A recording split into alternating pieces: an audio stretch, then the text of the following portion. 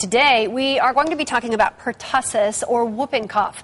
You know, California is seeing a severe outbreak of this highly contagious disease and has just mandated that children in grades 7 to 12 be vaccinated before they'll be allowed back in school next year. We had a large outbreak in Arizona as well back in 2005, and even today, hundreds of kids are coming down with pertussis. Pertussis, that's a tough word to say. Whooping cough is a little bit easier. Whooping cough is easier, you know, and it comes across as just a cough, a common cold, but when it starts to get to where the kids are vomiting, and it becomes so rapid, then you really know you've got a serious problem, and you have to be quarantined and things. So we're going to talk about that. And I hear it's really painful. I mean, could you imagine coughing so hard that you're going to vomit? I mean, that's wow. And the fact that kids have to get vaccinated is pretty amazing. You know, absolutely. It can be deadly, and it is highly contagious. So we're going to deep dive into these coughing attacks this half hour, and we'll get your questions answered from our medical expert. So let's see what questions many of you have. Some of you are already talking on our Smart Family 15 Facebook and Twitter pages about the subject and coughs in general. Ivory Armstrong says she thought her son had just a cough and found out later it was something more called cough variance asthma. She says he gets croup about 4 times a year. That breathing treatments and steroids do help. She urges anyone who has a child with similar symptoms to get them looked at because, she says, it really limits their ability to participate in activities and increases as they get older. That's a good one. Thank you very much.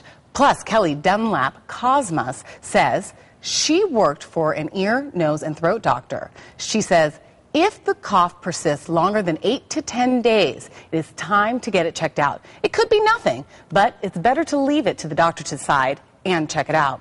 Great advice, all of you. Thank you for logging on to our Facebook.com/SmartFamily15 and on Twitter at SmartFamily15. So we are reading your comments right now, and we will share some of them during the show in a few minutes. So log in and let's chat. So let's talk more about pertussis, also known as whooping cough. People sick with pertussis have severe coughing attacks that can last for months. And right now in California, there is a pertussis outbreak with more than 4,000 confirmed cases and at least 9 people who've died as a result. And the latest was a small baby. Joining us with more on what you need to know to keep your children safe is the author of the Simply Parenting series, Dr. Marianne Lofermento. Dr. Lofermento, thanks for joining us from the East Coast and making a house call. We appreciate it here on Smart Family. My pleasure.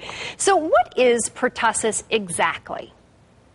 Well, it's something we thought we had gotten rid of. It is whooping cough. It is the cough, the 100-day cough.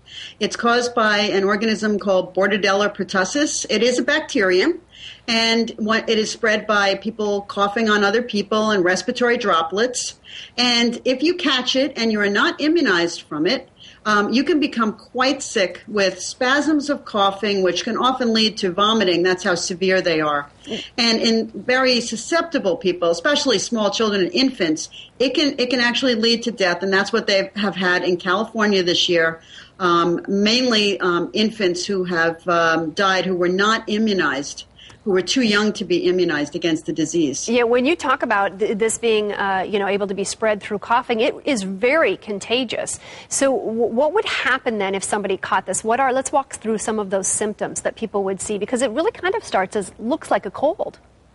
It starts very much like a cold. The first 10 days can be very deceiving. But then suddenly, instead of getting better, you start getting worse. And the next stage is the cough. And that is the stage where it is a cough that literally takes your breath away. And people get caught in spasms that it's very difficult to stop. That can go on for up to 6 weeks. So the third stage is it's just getting better, and that still takes about a month to recover as the cough starts to get better. Yeah, and they really need to see the doctor right away if they know that they might have this or suspect that they might have this, because you do need to be quarantined for a while and you need some serious antibiotics.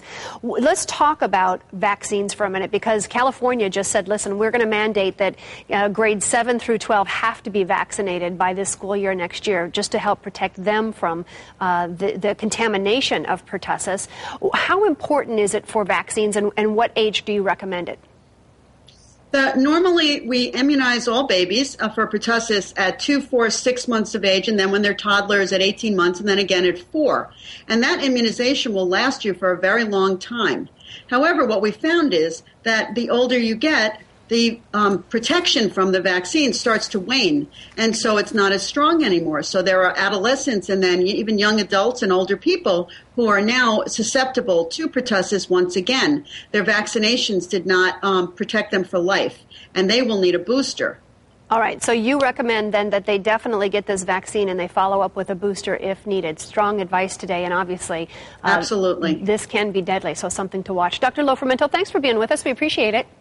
Oh, you're very welcome. Well.